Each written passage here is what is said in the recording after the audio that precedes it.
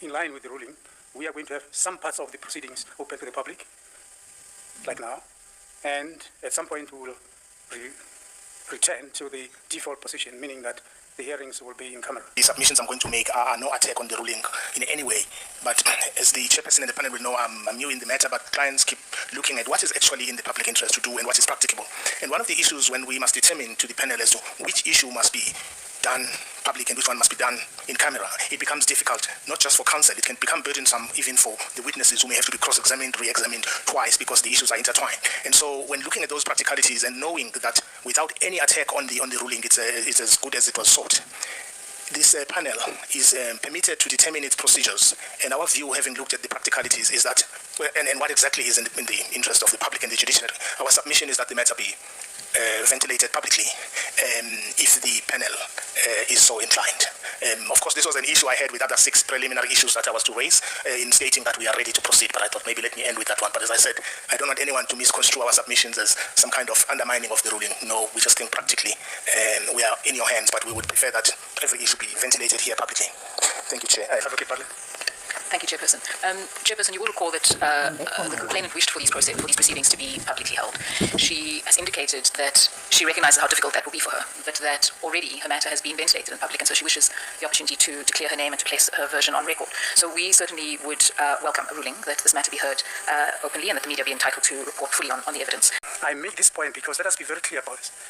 The ruling was not necessarily meant to protect a particular individual, but the image of the judiciary, which was why the law says, as the president of the tribunal, I must consult with the Chief Justice on this issue, because the Chief Justice is the ultimate protector of the image of the judiciary. Now, we have noted your point. Some members may want to ask questions to you about this. I just want to know, why did you wait until such a late stage? Because this has been ongoing for quite some time, and now, right at the beginning of the hearing, you come and you request that it be, I think on the 9th of January, whilst the ruling was given, and nobody said anything about it. And the ruling was given to protect the judiciary more than it was to protect your client, I think. But your client was protected because the ruling was in favour of your client as well. But I just wanted to know, why did you take so long to come to this decision? I mean, your client has been represented by senior counsel throughout.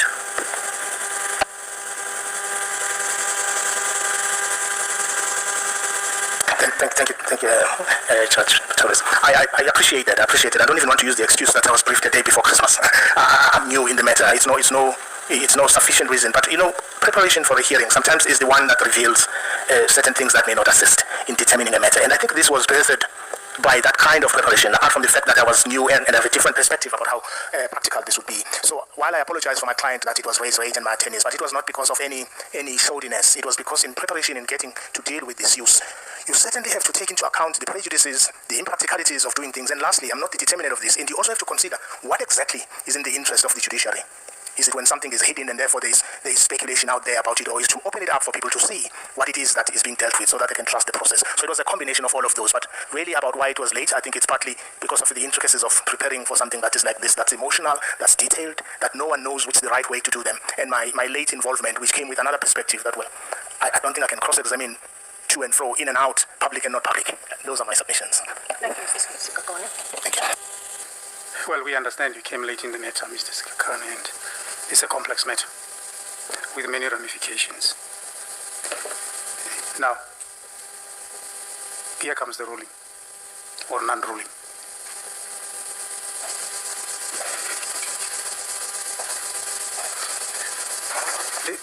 This morning, as we commence proceedings, Advocate Sikakane for the respondent asked for an adjournment so that he could come and see us in chambers about a particular issue. We duly adjourned, and he came to see us in chambers, and it turned out that the issue that he wanted to raise was exactly the issue that he had just raised now as a result of my giving him the floor, which, as we all know now, is that his client's position, that is the respondent's position, has changed from opposing the matter being heard in public with the media allowed to the opposite direction, to say that let the matter be open to the public in all respects. And after he had told this to the tribunal in chambers, as the president of the tribunal, and indeed as required by law, I duly consulted, or to put it properly, more accurately, I duly reconsulted with the Chief Justice telephonically about this particular issue. we did have quite some substantive discussion about this particular issue.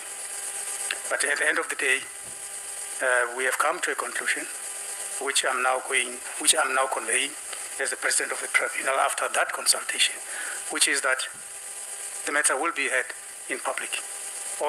The entire matter will be heard in public. The ruling, as my colleague has indicated, was emphatic about protecting the image of the judiciary. But we do not want to pretend, by we I mean me and the Chief Justice, we don't want to pretend to know the party's case better than the parties themselves. If both parties, including the one we had objected against, then the matter being heard publicly is of the view that it will not harm the public if the entire matter is heard in public, precisely because we don't know every aspect of their case at this stage. We feel persuaded towards inclining to allow the matter to be heard in public. I think that explanation was given, and should the need arise, more reasons may be given. But suffice it to say that after that reconsultation, and bearing in mind the position now lately adopted by the respondent, who must be fully conversant of every single merit of their case, of his case, we are inclined to do so. Accordingly, the following ruling is made. The hearing of this matter will be held publicly. Thank you.